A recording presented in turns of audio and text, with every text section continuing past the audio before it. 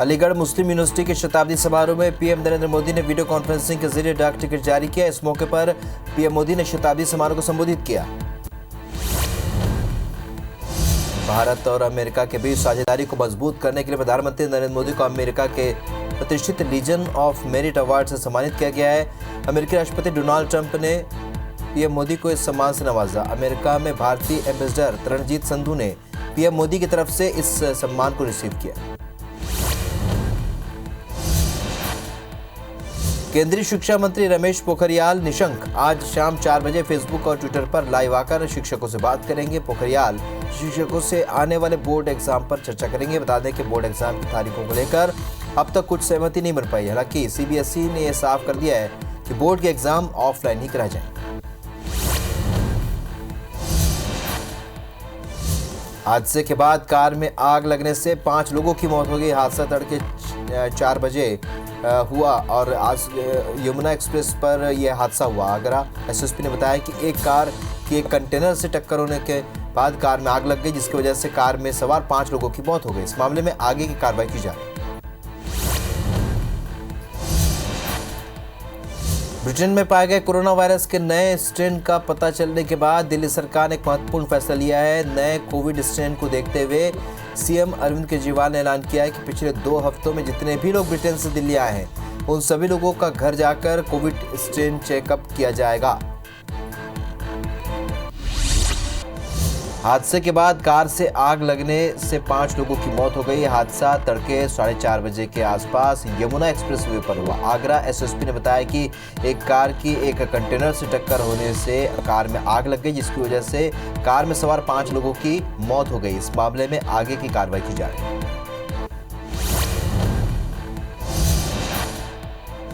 केंद्र के कृषि कानूनों के विरोध में किसानों का आंदोलन जारी है। आज सिंघू बॉर्डर पर किसान नेताओं की बैठक होगी। आगे की रणनीति के लिए आज पंजाब के किसान नेताओं और राष्ट्रीय किसान नेताओं से मीटिंग होगी और इन मीटिंग में सरकार के नए पत्र जिसमें किसान नेताओं को बातचीत के लिए बुलाया गया है उस पर चर्चा होगी।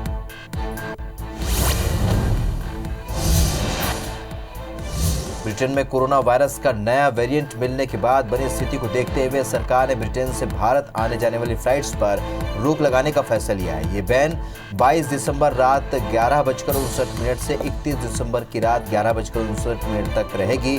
जो लोग आधी रात से पहले तक ब्रिटेन की फ्लाइट से भारत पहुंचेंगे उनका एयरपोर्ट पर RT-PCR टेस्ट किया जाएगा। प्रधानमंत्री नरेंद्र मोदी आज इंडिया इंटरनेशनल साइंस फेस्टिवल 2020 को वीडियो कॉन्फ्रेंसिंग के माध्यम से संबोधित करेंगे। आज शाम 4:30 बजे प्रधानमंत्री मोदी का संबोधन शुरू होगा। ये उत्सव 22 से 25 दिसंबर तक चलेगा। बता दें कि इंडियन इंटरनेशनल साइंस फेस्टिवल का आयोजन समाज में साइंस और तकनीक के प्रति जागरूकता फैलाने के लिए किया जाता है। पीएम नरेंद्र मोदी आज अलीगढ़ मुस्लिम यूनिवर्सिटी के शताब्दी समारोह को संबोधित करेंगे। प्रधानमंत्री कार्यालय की ओर से जारी एक बयान में कहा गया कि पीएम मोदी वीडियो कॉन्फ्रेंसिंग के जरिए AMU के शताब्दी समारोह को संबोधित करेंगे। इस कार्यक्रम में केंद्रीय शिक्षा मंत्री रमेश पोखरियाल निशंक और विश्वविद्यालय के कुलाधिपति सैयदना मुफद्दल सैफुद्दीन भी शिरकत करेंगे।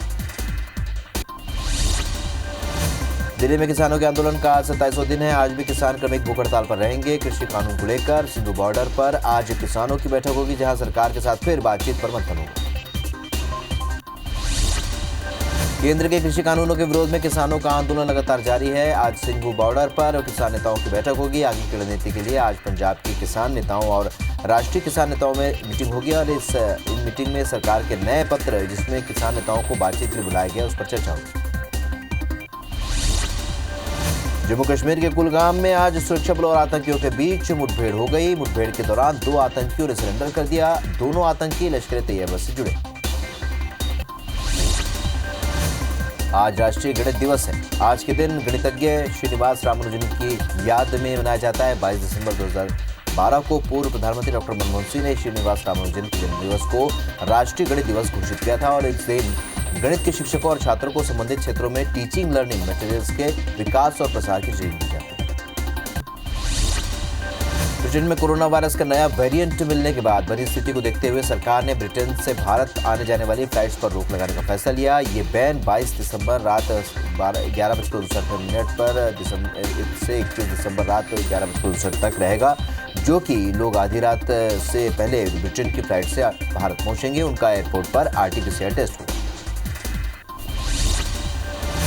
ब्रिटेन में मिले कोरोना वायरस के नए स्ट्रेन को VUI 2020-12/1 नाम दिया गया। आशंका है कि ये पहले वाले वायरस से 70% ज्यादा संक्रमण फैलाने वाला है। ब्रिटेन ने स्वीकार किया है कि कोरोना का नया वेरिएंट 70% ज्यादा तेजी से फैल रहा है और इस वजह से इंग्लैंड और आसपास के क्षेत्र में सख्त टायर 4 लॉकडाउन लगाया गया। दुनिया भर में कोरोना संक्रमितों की संख्या अब 7,77,00,000 के पार पहुंच गई है। वहीं कुल मौत का भी आंकड़ा अब 17,08,000 के पार पहुंच चुका है। अब तक दुनिया में 5,45,00,000 से ज्यादा मरीज ठीक हुए हैं। 2,14,00,000 एक्टिव मरीज इलाज जारी है। विश्व में अमेरिका कोरोना संक्रमण में पहले नंबर पर। देश में कोरोना संक्रमितों की संख्या 1,75,000 के पार पहुंच गई है। देश में अब तक 96,35,000 से ज्यादा मरीज ठीक हो चुके हैं। कोरोना से अब तक 1,46,145 से ज्यादा मौतें हो चुकी हैं और वहीं देश में एक्टिव केस घटकर अब 2,90,000 हो चुके हैं। हालांकि पिछले 24 घंटे में रिकॉर्ड 19,141 नए मरीज मिले। मध्य प्रदेश में कोरोना के 1,035 नए केस से अब संक्रमितों का आंकड़ा 2,32,000 को पार कर गया है। प्रदेश में 9 मौत से कुल आंकड़ा 3,490 पहुंच गया है। वहीं 1,290 मरीज के डिस्चार्ज होने से आंकड़ा 2,17,000 के पार हो गया है। वहीं अभी 11,054 एक्टिव मरीजों का इलाज जारी है। इंदौर में मरीजों की संख्या 52,000 के पार पहुंच गई। छत्तीसगढ़ में 24 घंटे में कोरोना के 1,258 नए मरीज से आंकड़ा 2,68,000 को पार कर गया। एक्टिव मरीजों की संख्या 16,060 हो चुकी है। 18 मरीजों की मौत से आंकड़ा 3,199 पहुंच गया है। 1,496 मरीज के डिस्चार्ज होने से आंकड़ा 2,47,000 को पार कर गया है। रायपुर में 227, दुर्ग में 102 और राजनांदगांव में 93 नए मरीज मिले।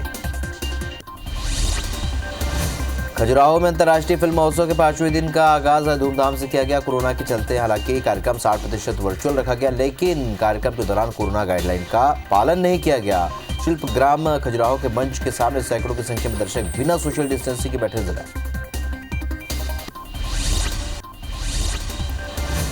छत्तीसगढ़ के स्वास्थ्य मंत्री टी.एस. सिंहदेव किसानों के आंदोलन को समर्थन देने के लिए 23 दिसंबर को एक दिन का उपवास रखेंगे। टी.एस. सिंहदेव ने ट्वीट कर जानकारी दी। उन्होंने ट्वीट किया कि हमारे अन्नदाताओं के साथ हो रहे अन्याय के खिलाफ उनके आंदोलन के समर्थन में 23 दिसंबर को मैं एक दिन का उपवास रख रहा हूं।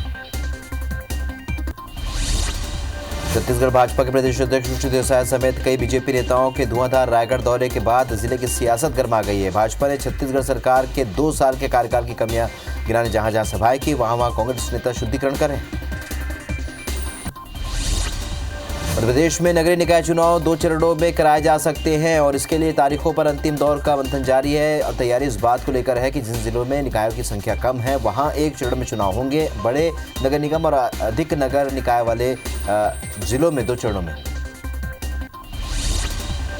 सरगुजा में जोगी कांग्रेस को बड़ा झटका लगा है। यहां जोगी कांग्रेस के दर्जनों नेताओं और कार्यकर्ताओं ने बीजेपी का दामन थाम लिया है। सरगुजा जिले के मैनपाट में चल रहे 2 दिवसीय भाजपा के प्रशिक्षण शिविर में छत्तीसगढ़ जनता कांग्रेस से जोगी के पंचायत प्रकोष्ठ के जिला अध्यक्ष सहित दर्जनों नेता बीजेपी में शामिल। इंदौर के सावेर में विधानसभा उपचुनाव में बीजेपी को जीत दिलाने वाले कार्यकर्ताओं को पार्टी अहम पदों पर नियुक्ति कर रही है और इसमें वो कार्यकर्ता भी शामिल है जो तुलसी सिलावट के साथ कांग्रेस से बीजेपी में आए हैं। इस कड़ी में बीजेपी ने सावेर के निपानिया मंडल के कार्यकर्ताओं को मंडल की कार्यकारिणी में स्थान दिया। मैहर से विधायक नारायण त्रिपाठी ने विंध्य प्रदेश बनाने की मांग को लेकर एक बार फिर जोर शोर से इस मुद्दे को उठाया। जनसंपर्क में आयोजित एक परिचर्चा कार्यक्रम में उन्होंने कहा कि विंध्य को सदैव विकास से अपेक्षित रखा गया। विंध्य प्रदेश में पहले से था और लेकिन इसे अस्तित्व में लाने की जरूरत है। इंदौर में कांग्रेस ने किसानों के समर्थन में सांकेतिक जल सत्याग्रह किया और मांगे जल्द पूरी नहीं हुई तो उग्र आंदोलन की चेतावनी दी। उन्होंने कहा कि देश के लाखों किसान दिल्ली बॉर्डर पर कृषि कानून के विरोध में कई दिनों से धरने पर बैठे मगर अब तक बीच का रास्ता नहीं बचा। बलरामपुर जिले के त्रिकुंडा धान खरीदी केंद्र में समिति प्रबंधक के उदासीन रवैये से किसानों की परेशानी बढ़ गई। किसानों से 500 ग्राम अधिक धान तौल लिया जा रहा है और धान पलटने वाले मजदूर को भी पैसा किसानों से दिलवाया जा रहा है, जिससे किसान 9 रुपए प्रति बोरे की दर पेमेंट करने के लिए मजबूर हैं और सरकार से राहत की मांग करते हैं। केंद्र के नए कृषि कानूनों में सुधार की मांग को लेकर भारतीय किसान संघ ने भी मोर्चा खोल दिया है। भारतीय किसान संघ के बैनर तले किसानों ने जिला मुख्यालय में धरना दिया। जिले के किसानों ने अपनी मांगों को लेकर केंद्रीय कृषि मंत्री और मुख्यमंत्री के नाम कलेक्टर को ज्ञापन सौंपा। विदिशा के नटेरन तहसील के कुछ गांवों में फसल बीमा की राशि नहीं मिलने से नाराज किसानों ने विदिशा अशोकनगर हाईवे पर जाम कर दिया। किसानों के अनुसार कंपनी को समय पर प्रीमियम जमा करने के बाद भी फसल बीमा की राशि का भुगतान नहीं किया गया। प्रशासन को कई बार अपनी पीड़ा सुनाने के बाद भी कार्रवाई नहीं की। मध्य प्रदेश के निजी स्कूल संचालकों ने अपनी मांगों को लेकर चिनार पार्क में प्रदर्शन किया। इस प्रदर्शन में प्रदेश भर के एमपी बोर्ड से संबद्ध निजी स्कूल संचालकों ने सरकार पर निशाना साधा। संचालकों की मांग है कि सरकार पहली से 8वीं तक के स्कूलों को खोलने की इजाजत। नगरनार स्टील प्लांट के डीमर्जर को लेकर विरोध प्रदर्शन चल रहा है और अब और आक्रामक होते जा रहा है। श्रमिक यूनियन और किसान संगठन यहां 26 अक्टूबर से बेमियादी हड़ताल कर रहे हैं। कांग्रेस सरकार ने हड़ताल को समर्थन दिया है। कांग्रेस के सांसद और विधायक इस प्रदर्शन में शामिल हो रहे हैं। बीते 2 दिनों में बाहर से आने जाने वाले लोगों को रोकने के अलावा मजदूर भी काम कर रोक रहे हैं। जबलपुर में नर्मदा के संरक्षण और संवर्धन की मांग को लेकर नर्मदा मिशन के संस्थापक संत भैया जी सरकार 2 महीने से खाना पीना छोड़कर आंदोलन कर रहे हैं। आंदोलन की खबर पाकर पातालकोट के आदिवासी समाज के लोग भी संत भैया जी को समर्थन देने के लिए पहुंचे। खरगोन के कसरावद थाना क्षेत्र के सायता गांव में एक किसान के खेत में अचानक आग लग गई। देखते आग पूरे खेत में फैल गई, जिससे करीब 18 बीघा में लगी गन्ने की फसल जलकर खाक हो गई। आग से लाखों रुपए के नुकसान की आशंका जताई। धमतरी नगर निगम ने करीब 4 साल पहले 2 करोड़ रुपए की लागत से सिटी पार्क का निर्माण कराया था, लेकिन बीते 2 साल में ही गार्डन खंडर में तब्दील हो गया। चारों तरफ गंदगी का आलम है, मूर्तियां भी टूटी हुई, जिससे अब लोग परेशान हैं। बैतूल के सतपुड़ा डैम में चाइनीज झालर नाम के जलीय पौधे के फलने फूलने से मछुआरों के सामने रोजी रोटी का संकट आ गया है। मछुआरे मछली पकड़ने डैम में नहीं जा पा रहे हैं। सोमवार को कलेक्ट्रेट पहुंचकर इन मछुआरों ने कलेक्टर को ज्ञापन सौंपा। सतपुड़ा ताप विद्युत गृह द्वारा चाइनीज झालर की सफाई करने को लेकर करोड़ रुपए के टेंडर जारी किए गए। उत्तर प्रदेश की यमुना एक्सप्रेसवे में आज तड़के भीषण हादसा हो गया। एक्सप्रेसवे में कंटेनर और कार में टक्कर हो गई। हादसे के बाद कार में आग लग गई, जो कंटेनर को भी चपेट में ले गई।